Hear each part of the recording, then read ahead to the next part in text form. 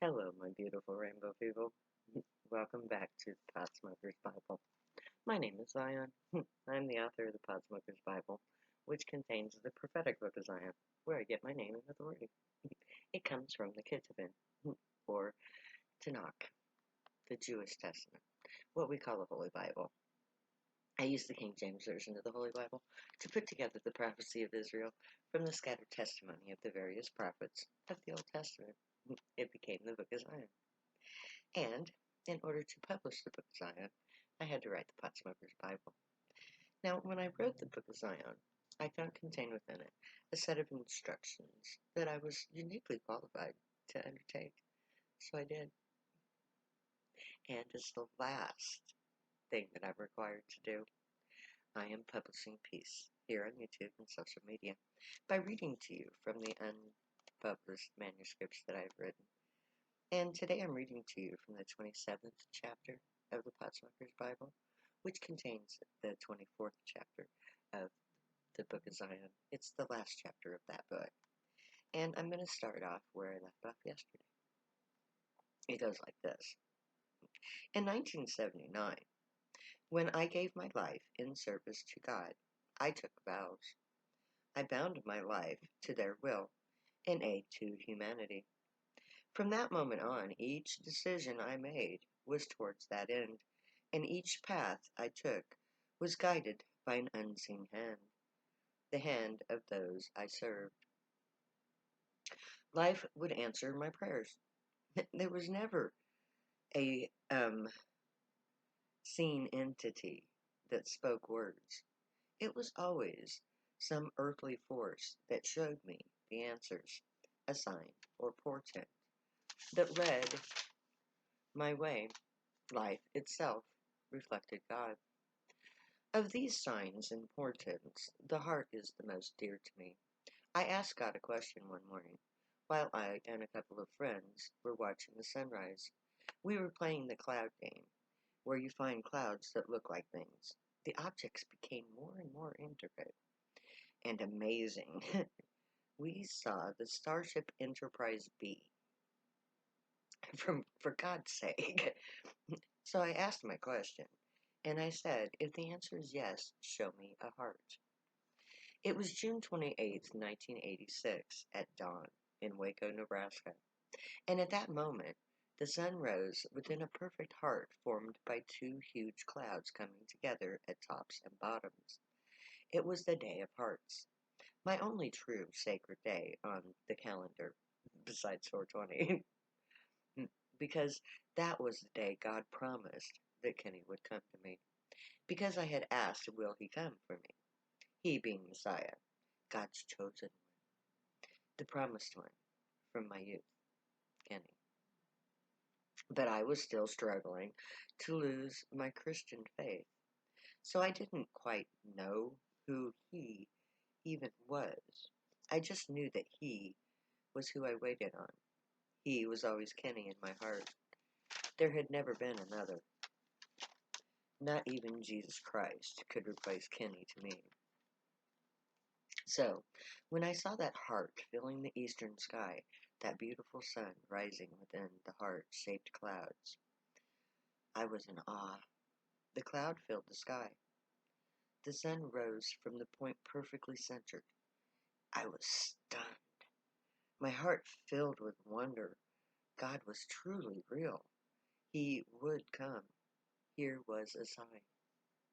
From that day on, I have seen hearts everywhere.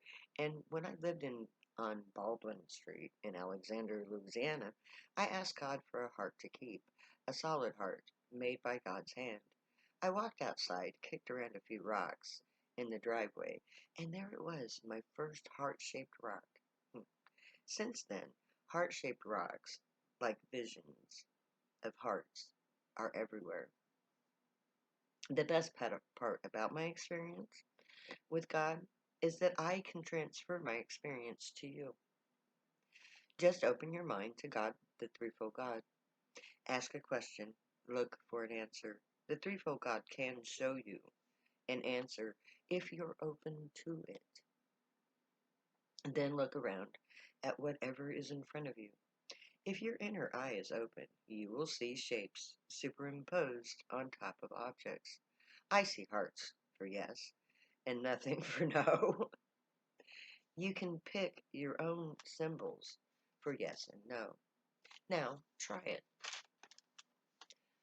Whether or not you have inner vision, you can go out to any sorts of rocks and look for a heart. I have never failed to find one, nor have I ever known others to fail. God would truly have to hate you to deny you the threefold God's love, because that is what I asked for with the heart rock. It was literally the threefold God's love in the form of a heart, society's symbol for love. So the threefold God loves you. He'll find you. You'll find a heart. No inner vision required. This book is my testament to the truth of God in all God's forms. The high God, the God I found on drugs, is the true threefold God of earth. The gray are the physical gods of our ancestors. We are about to meet them. My God isn't an idol. God isn't a myth. God isn't an idea or an absent God. This book is God's message to the human race. God is back. God is real. God is alien. And God's people use drugs. Which brings us to Daniel 4:3. How great are his signs, and how mighty are his wonders. His kingdom is an everlasting kingdom, and his dominion is from generation to generation. Just as this book is my testament to the threefold God in my life, so too is the Torah, is the threefold God's book. This book is written directly from the prophecy of the Torah. The prophets are God's proof, threefold God's proof. The actual events and elements foretold are fact. I and my action in fulfilling prophecy is also proof. I cannot follow God, the threefold God's plan, unless the threefold God actually has a plan for me to follow. Read Isaiah. He lays out the plan I have followed since 2000, when I first realized how to actually fulfill the prophecy. The fact that 3,000 years ago, a guy in Iraq wrote a book that would still be in print today is pretty amazing in and of itself. Add to that the fact that it gave very specific details of the life of a single person to be born in 3,000 years. It's pretty impressive, considering that the person foretold would be born halfway around the world. Pretty good proof of God, I'd say. Now, 3,000 years later, the person in question has to first be born. That person has to have the exact life foretold, and they would have to be able to realize it and to figure out what it meant and how to deal with that knowledge. That person would have to follow the text in order to be that prophetic figure. The prophet would have to take the proper steps to actualize the prophecy. That person would have to know and follow the events laid out in the text. So, the factual fulfillment of the steps laid out by the person intended to fulfill the text becomes the mighty wonders of the ages. 3,000 years. It took 3,000 years for the events of Isaiah to be realized in the physical world. I've already fulfilled every requirement, every event of the prophecy. My work is done. The plan is already being played out just as foretold. Society as we know it can deny or refute everything I say, and they will. However, human nature is a force that no human can deny. Each of us will respond to events according to our nature.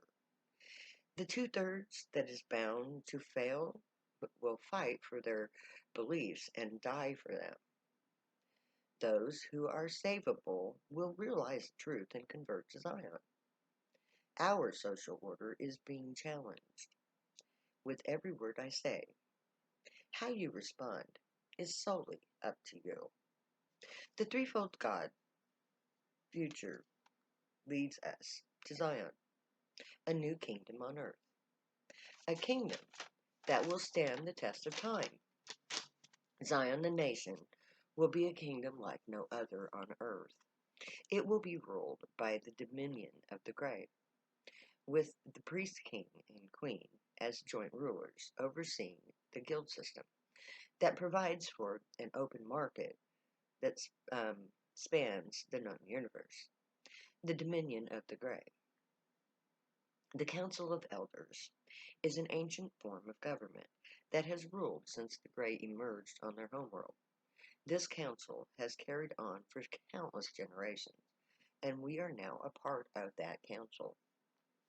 Which brings us to Micah 4, 1 and 2, which becomes Zion 10 and 11. But in the last days it shall come to pass that the mountain of the house of the Lord shall be established in the top of the mountains, and it shall be exalted above the hills, and people shall flow unto it. And many nations shall come and say, Come, let us go up to the mountain of the Lord, and to the house of the God of Jacob. And he will teach us his ways, and we will walk in his paths. For the law shall go forth from Zion, and the word of the Lord from Jerusalem. So, but in the last days it shall come to pass that the mountain of the house of the Lord shall be established in the tops of the mountains, and it shall be exalted above the hills, and people shall flow into it. Okay, the transmission of the prophecy from generation to generation, as predicted, progressed until now. Now that the end time is here, events as foretold have already begun to happen. When we get to Zion, Mount Zion will be the site of our temple. It will be the gateway to the mountain ark, an ark with fair gates, just as transcribed in the prophecy. We will build our mountain temple. We will build a house made especially for the grave and the other 11 species that have relatives on this world. Our temple will be an alien embassy, a place where the environmental requirements of other races can be maintained, a place to meet off-world species safely. And this embassy temple will be the true cultural exchange. It will be exalted above the hills of Rome as the house of God. It will work in conjunction with the temple at Jerusalem. It will be the seat of the law, not the ancestral home. To it all people will go, not just the Abrahamic family. That is what sets it apart from the temple of Jerusalem and of Rome. Now, 4:2 goes on, and many nations shall come and say, Come, let us go up to the mountain of the Lord and to the house of the God of Jacob. And he will teach us his ways, and we will walk in his paths. For the law shall go forth from Zion, and the word of the Lord from Jerusalem. The temple at Jerusalem is a spiritual space. It is pure and no longer defiled by others. The family of Abraham has won its peace. Jerusalem is a shrine to the history of Abraham and all of his children, a place for the priests to train and for all to honor the threefold God. The temple at Zion is the government seat. Where Jerusalem is holy, Zion is front and center in politics. The Temple of Zion is where the law comes from. It's the seat of intergalactic universal exchange and the Council of Elders Hall. It will be center stage in the temple complex that will be the political seat of counterpoint to the temple at Jerusalem. And there I'm going to end for the day. So, may the Grey watch over you, guide you, protect you, and keep you from all harm. May they teach you right from wrong, and may you be worthy of them. May your thoughts, words, and deeds reflect truth, good, and light, the unicorn way. Find your joy and pursue it. Make that your guild choice when we get to Zion. Hopefully soon. If you use drugs, stay happy and high, you have every right and reason to. Believe me, I know. I wrote 2 books about it. My name is Zion. I love you way too much to ever say goodbye, so I'm going to say later now.